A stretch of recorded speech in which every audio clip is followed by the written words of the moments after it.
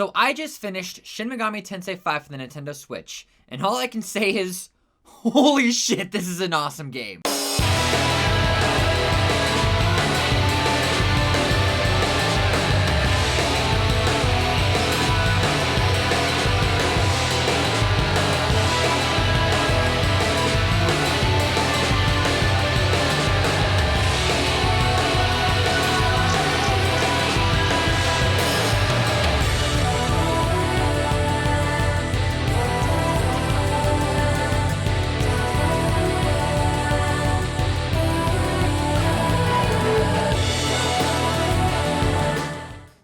Not only is this one of my favorite RPGs of 2021, but it's so unique with its cool battle system, awesome and massive exploration, as well as awesome customization for your character. For those of you who don't know, Shin Megami Tensei is actually the original series that Persona span off of. Persona came from the Shin Megami Tensei series, and that's the whole reason why I was able to get into this game, this franchise in the first place. Instead of the monsters that you fight in like Persona 5, instead of it being the main characters like inner power and you can like swap off your personas and you have other party members, the monsters you can actually negotiate with and they become your actual party members instead of them being like your inner power. It's actually really cool. It's a really unique spin on things. I will say though, it is a little more difficult to manage instead of just having your own party members, because there's a whole lot that you can like summon and you have to keep them alive, but it's really cool. It's so unique and I love the ever-living hell out of it. Now, I will admit, besides the Persona franchise, this is actually my very first Shin Megami Tensei game I've ever played. Well, I guess in retrospect, you can say it's my first mainline Shin Megami Tensei game that I ever played. Now, I do own Nocturne for both the PS2 as well as the PS4 remaster, but I never got around to playing them because I bought both of them whilst I was going through my 27 games that I started but never finished. So I was trying to finish those up before I started anything else. But then Shin Megami Tensei V just came out and I was just like, you know what, screw it. I'll just start here. We can play Nocturne another time. Now, I do think it's funny how all of Atlus's mainline series I've gotten so far, I've always started with the 5th entry, like Persona 5, so, whoops! Now, I do plan on playing SMT Nocturne, the remaster first, because I plan on streaming it on my other channel, OperationGamer Live, so be sure to go check that out. That'll be my first time ever playing through Nocturne, and I cannot wait. Now, I do own SMT4 for the 3DS, as well as Digital Devil Saga for the PS2. Haven't gotten quite around to playing them yet, because I'm still working on Final Fantasy XII, as well as Persona Q, but I do plan on playing these soon, so if you guys want reviews of those games as well, please let me know in the comments below. I do plan on getting more SMT games as well. I'm trying to track down the original SMT1 as well as SMT2. So if you guys know where I can get those, please let me know. As well as the other DS games, like there's Strange Journey, there's Apocalypse, where that's a sequel to SMT4. I think there's like Devil Summoner, I think it's called. Or Devil Survivor, that's what it's called. But I do plan on getting more of the series, and I can't wait to just get deeper into the series, and this is just so unique and so much fun. Definitely one of my top tier RPGs that I've ever played in my life. Now, unlike Persona that takes a more like upbeat and comedic tone when it comes to their games, SMT is a lot more serious. It's more angels versus demons and wars on religion. It actually kind of reminded me of Supernatural a little while I was playing, and I enjoyed it. I enjoyed it a lot. I liked the more serious tone when it came to SMT. I do enjoy the Persona style a little bit more just because of the comedic effect. However, SMT is definitely a nice change of pace. It kind of gives me a little more, I don't know, just a little bit of a different style of game to play so that I'm just not playing the same thing over and over and over again. But I love SMT's tone. I love how different it is. I love that SMT has its own tone too, and this is where the Persona series came from. And I cannot wait to explore it a little bit more, and it's all thanks to Persona that I can get into this big, amazing series. Now, another cool thing about SMT is they have different endings as well. Like, it's usually like law, chaos, and neutral, and depending on your choices throughout the game, you can get different endings. So that gives it a lot of replayability, and I love that aspect of your choices matter. And it's so cool. It's so cool just to get a grasp on it. That's why I like stuff like Life is Strange, where like your choices like they can make up your endings, and it's so great to just be able to experience that. It makes me feel like I'm not just playing a straight across story, and it's fantastic just to get a deeper meaning on. Now, not all the SMT games use the law, chaos, and neutral endings, but a lot of them use stuff that's similar to it, and it's really, really cool to think about. Now, I could go on forever talking about SMT, but that's not what the point of today's video is. If you guys really want to learn more about SMT and Persona, I would go check out this dude named Gnarly. I watch him a lot. I watch his challenge runs, I watch his reviews, and he definitely has a lot to say about the series. So if you guys want to learn more about SMT, go check him out. I'll leave his channel in the description below. Now, with that little history lesson out of the way, let's move on to SMT 5. Now, don't worry, I'm not going to do any major story spoilers. I might just do a couple of them here and there, but nothing major. I won't spoil the endings or anything like that. I would go check it out for yourself.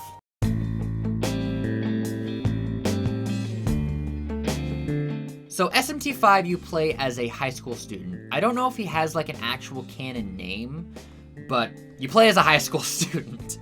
On your way home one day, you start walking through this tunnel, and you end up in a post-apocalyptic Tokyo called Dot. After entering the post-apocalyptic Tokyo, you end up meeting a demon known as Aogami, who ends up fusing with you to turn you into what we know as a Nahobino. Then after that, you learn the battle system, as well as a little bit of a story upon the world around you about the big war between the gods and all your classic SMT stuff. If you guys want to experience more of the story, check it out. I don't want to go too far deep into it because I don't want to spoil anything, but it is just so much fun. This game came out on the Nintendo Switch exclusively. Now, I'm a little torn on this decision, mostly because I much have rather played this on the PlayStation 4, mostly because I like earning trophies, and Nintendo doesn't have a goddamn trophy system, which I'm going to make another video about, by the way. But regardless, it gave me an excuse to play my Nintendo Switch again, which, in that regard, I'm not going to complain. As well as I could also take it to work, and then my coworkers start yelling at me because I start screaming about how much fun I'm playing SMT 5, and then I fight them on it.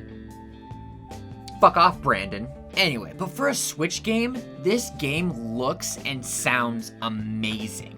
I could just get lost in the amazing world of post-apocalyptic Tokyo, and the music suits it so much. It was such a great experience. Now, as for performance, there were a couple lag spikes when I did load into some areas, but it wasn't that big of like a game changer. It wasn't really like deal breaking. It just kind of spiked and lags, but eventually it smoothed out, and it was great from there on. I mostly played it on my regular Nintendo Switch instead of my Nintendo Switch Lite, mostly because I feel like the Nintendo Switch Lite may have had some, I don't know what you call it, like maybe some performance issues, just because the Switch Lite is such a smaller system, and the regular Switch is bigger, and I can also plug it into a TV and it might look better, but I don't know. I didn't really play it for the Nintendo Switch Lite, so if that makes a difference, you can let me know in the comments. You can fucking roast me, I don't care. But yeah, I mostly played it on my big Nintendo Switch instead of just using my Switch Lite. Now, going into some of the characters of SMT 5, they were alright. Like, I feel like some of them didn't get a lot of screen time. There was one character that I'm glad got a lot of screen time, but there was others that I feel like really didn't, and didn't get too much character development. And I wish there was a little bit more expansion on some of their characters, but it wasn't too game-breaking for me. Like, I was too focused on exploring as well as getting stronger and getting new demons that I didn't really pay attention to the other characters that much, as well as the great story. Now, mostly they didn't get a lot of screen time at the beginning, but then the finale was great. Like, most of the big, important story stuff happens in the last few hours of SMT 5, mostly because that's where most of the characters get their big screen times, as well as you figure out where characters are going, what directions they're taking.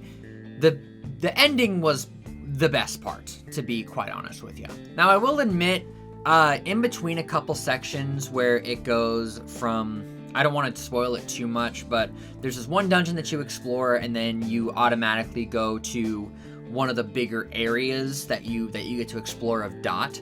I wish there was another section in there that kind of developed on a couple characters a little bit more, like maybe an extra mini dungeon to like expand like their reasons, as well as just more gameplay, because the jump between difficulties of that part as to the next part is ridiculously fucking high, and I was using a lot of my higher like level up items at that point in time.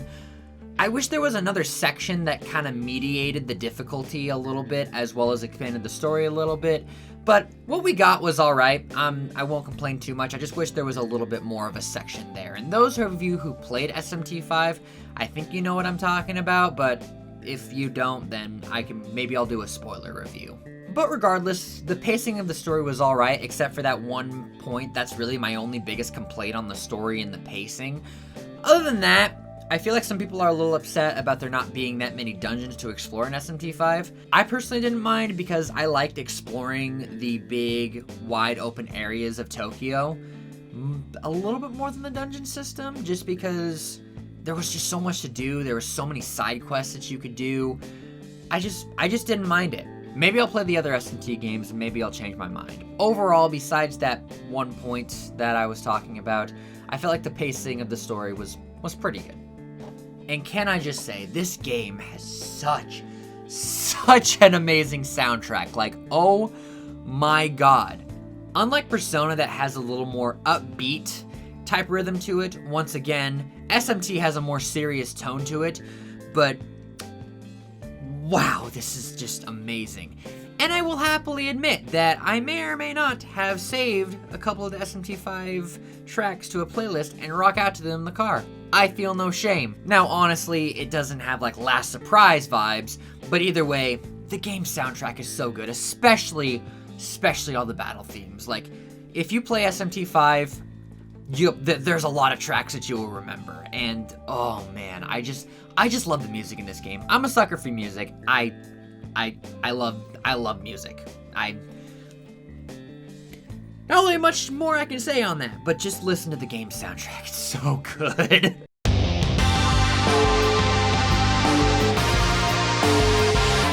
Speaking of battles, the combat uses a press turn system. Now, this is my first time actually using the press turn system, like the original press turn system. Persona, if you hit an enemy's weakness, you knock them down and then you get a one more, right? Like you get an extra turn. Now, the same thing happens in SMT5, just works a little differently. You have icons at the top right of your screen, and each icon represents a character in your party. Now, each icon represents a turn. Now, each action ends up taking a turn.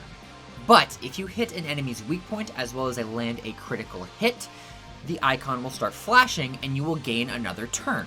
Now, it doesn't knock them down or anything, you basically just get an additional action in battle. There are many ways where you can just use and abuse this system to win the battle in your favor. But be careful, because the enemies can do it too. They get icons as well, and they can also gain extra turns if they hit your weak point, so make sure you cover your weaknesses. Also, if you hit an enemy where they block, repel, or drain it, you will lose turns. So you gotta be careful on what you're hitting enemies with, or else you could really fuck yourself over. Now, there's also a meter that fills up.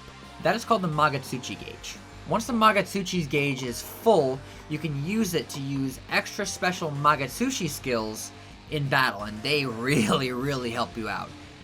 I mostly use Magatsuchi Critical, which makes every single one of your attacks critical. Like, every single one of your attacks. Weak plus critical equals lots of damage. Now, this is the only skill that I really ended up actually using, so unfortunately I really didn't get to see like what other skills were used, mostly because you get this skill at the very beginning of the game. Now, it was a little disappointing.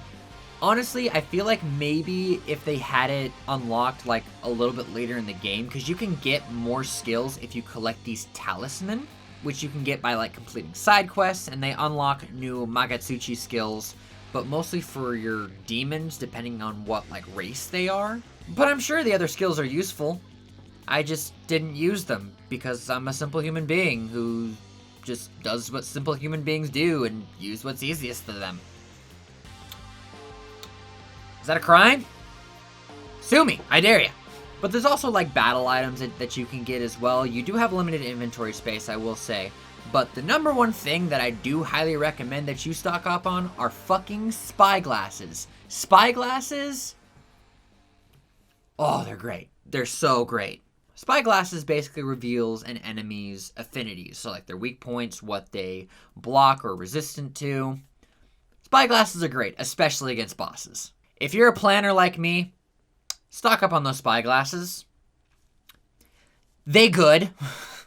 Overall, battle system, great. And I can't wait to see what other variations of the press turn system there are.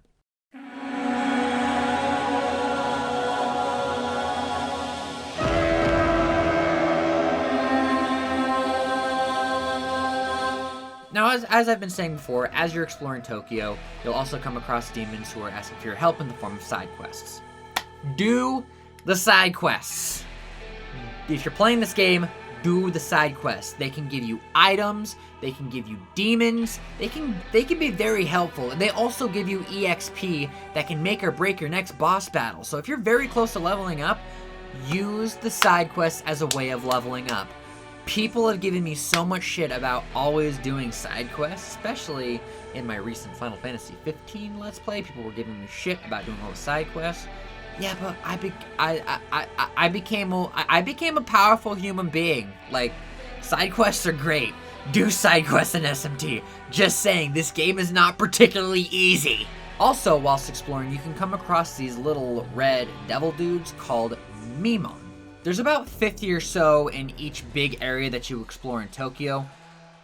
I spent a lot of time collecting these guys because it was very, very much worth it. Now, Memon also give you glory points. Glory points are very important, and I'll explain why in just a second. But you can also get glory points from these white crystals that you can find around the area. But you can use the glory points in the world of shadows, where you can learn these things called miracles. Miracles are very, very, very, very important and helpful in SMT5, because they can get you extra buffs, discounts at shops, they can help you seduce a demon, hell, that might even help you with your math homework, who fucking knows? But these abilities can make or break your game, and they are very, very useful. I highly recommend just exploring Tokyo, finding all the little Memon, and just stocking up on those glory points and just using them to your best advantage. Now, they are very limited, and after you get all the white crystals as well as the Memon, the glory points become very limited. You won't be able to get everything your first playthrough.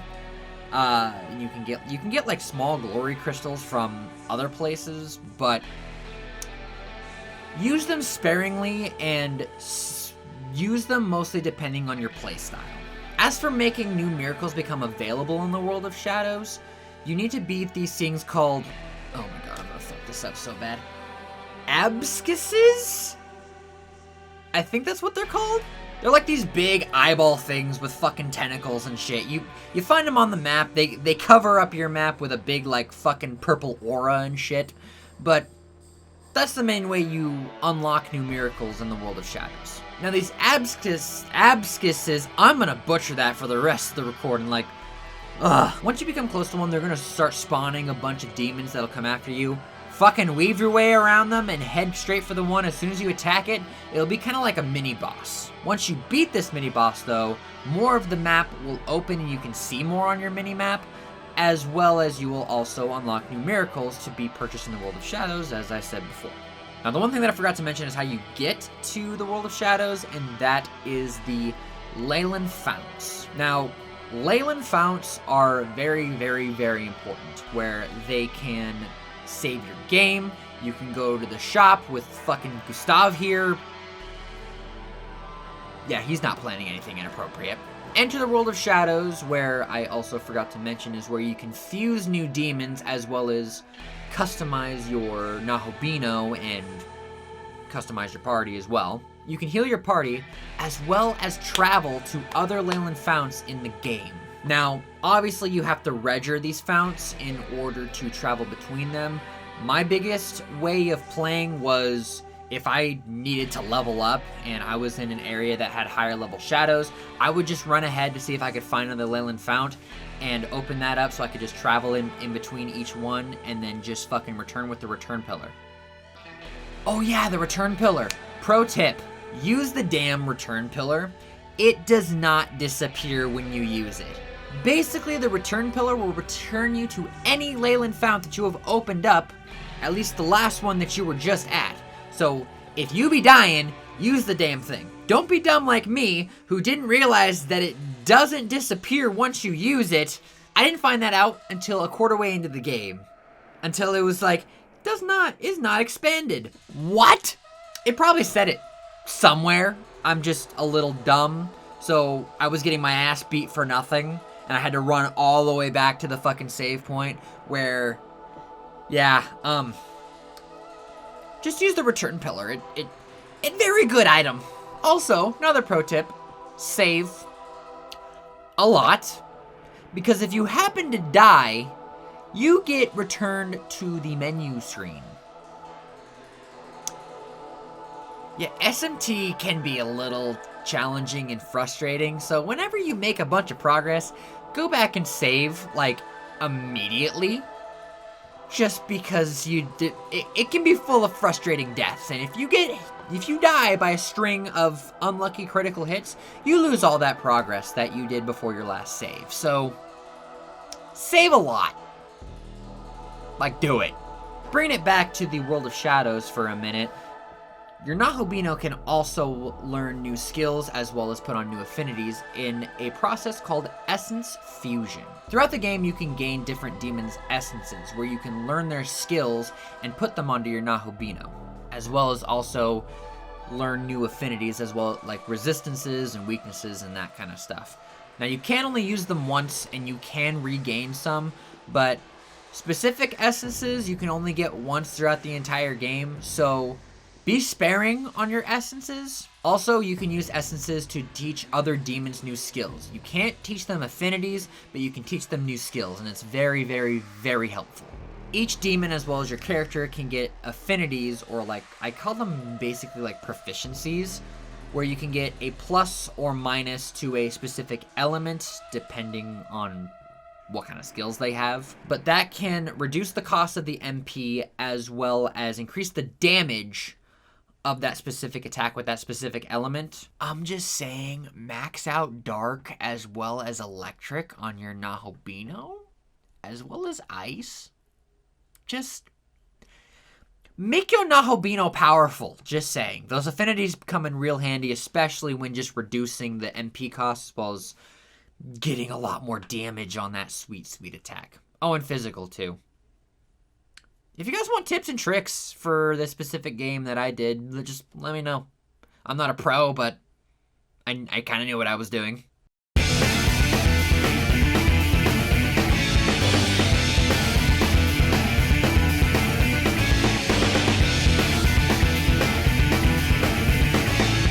Speaking of boss battles, I do have one more complaint.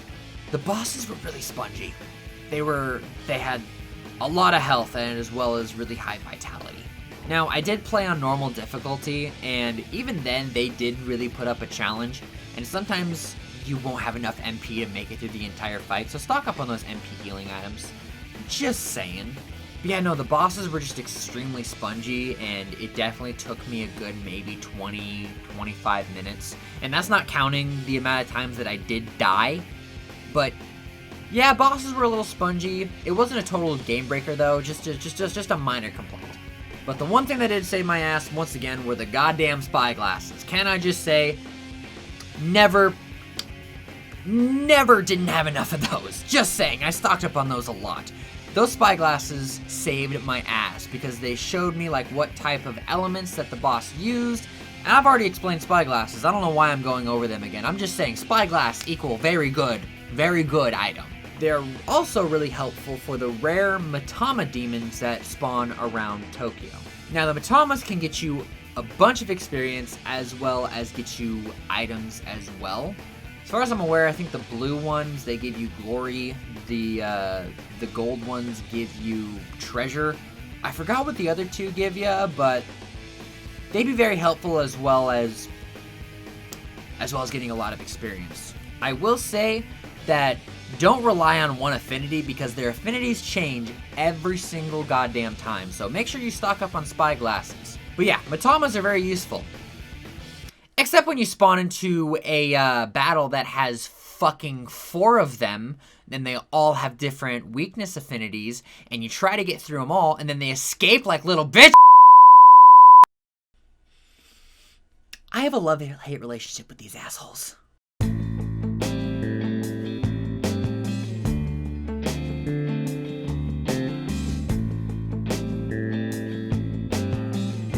Now, I think I almost covered everything when it came to SMT5.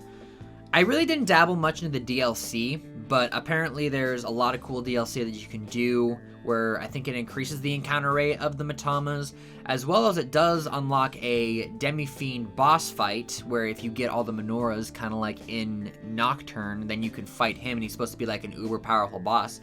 I didn't really dabble into it just because I wanted my first experience with SMT5 just to be kind of clean, but I think I'm going to dabble into it just a little bit later after I'm done with all these other games that I'm currently playing. There's so much I can talk about for SMT5, but I gotta wrap this video up at some point or another, or else this video is gonna be way too damn long. If you have a Switch, I can't recommend this game enough. If you love turn-based RPGs, if you even dabble into Pokemon a little bit, and you love the monster collecting and that kind of stuff, please get this game. It is so much fun. It is very challenging, don't get me wrong, but that's most of the fun. It's such a great game. I could just sit here and gush about it for who knows how long, but it's so much fun. It's also extremely satisfying when you sit there for like 20-25 minutes trying to beat a really spongy boss, and once you finally beat it, it's so satisfying. I think there wasn't a boss that I didn't just go, yes, every single time I beat it. It was great. It was such a satisfying experience. As of recording this video, I think the game is still $60. Definitely worth the price tag. At least in my personal opinion, you're definitely going to get your money's worth when it comes to this game, because there is New Game Plus. There's so much stuff that I could talk about with this game. I just can't sit here forever and talk about it. But with that, I think I'm going to end the video right here. If you want a more in-depth review on this game, highly recommend going to check out Gnarly's review. His channel, once again, will be in the description below. I watched it before I got the game. I watched his like non-spoiler review. It looked like a lot of fun, and I played it and I had a whole lot more fun. This was more my final like raw thoughts as I finished the game, and it was just great. Like, I started writing my review as soon as I got done with the game, and it was just, it's such a fantastic game. Like, I can't recommend this game enough, and I cannot wait to continue the other SMT games in the series. Now, if you guys want me to do like a tips and tricks video, if you guys are thinking about playing this game yourself and you want to see like what kind of stuff that I did, let me know in the comments below. That's kind of the content that I want to start doing on this channel, and I think it would be a lot of fun just to kind of sit down and do like tips and tricks and stuff like that. So if you guys have any questions, let me know in the comments below. But anyway, thank you guys so much for watching my first game review video. If you guys want more reviews like this, where I just kind of give my raw thoughts or on anything in general, let me know in the comments below. I think this is going to be a lot of fun. But anyway, be sure to like, comment, and subscribe. Do what you guys do in that YouTube. Follow me on Twitter at OperationGamer1. All that cool stuff. I'm going to try to keep more updates as I go along, because the content is going to be a little slower on this channel, mostly because I have to write scripts and do all the recording and that kind of stuff. But regardless, hopefully you guys are going to enjoy. Thank you guys so much for watching. I will see you guys next time. Hey guys, thanks for once again for watching my very first review as well as very first video on this channel. I know this video was a long time coming. A lot of stuff has happened to me over this month. I tested positive for COVID unfortunately a couple weeks ago, but we're fine now. I had to write the script, had to edit it, and it's just been a crazy month so far. But thank you guys so much for waiting, and I hope this video is worth it. Hopefully this is the kind of stuff you want to see on the channel, and if there's any other games you want me to review, let me know in the comments below. I definitely want to try to stream more games that I would like to review so that I would have easier time getting gameplay footage, but just let me know if there's anything else you want me to review, and I will do my best to review it. Also, I do plan on doing other stuff like rankings and all that kind of stuff. I'm currently working on my Kingdom Hearts ranking, and so definitely look forward to that. I can't wait to get that done and get that out to you guys. And yeah, I'm also working hard on my Final Fantasy little entourage thing that I'm doing. I'm on 13 now. I said in the video I was playing 12, but now I'm currently on 13, and it's the very last one that I have to play. So we're getting close to getting done with that. And also I'm thinking about what other videos I want to do on this channel. So if you guys have any suggestions, let me know in the comments below. Anyway, I'm gonna stop rambling. Thank you guys so much for watching, and I will see you guys next time.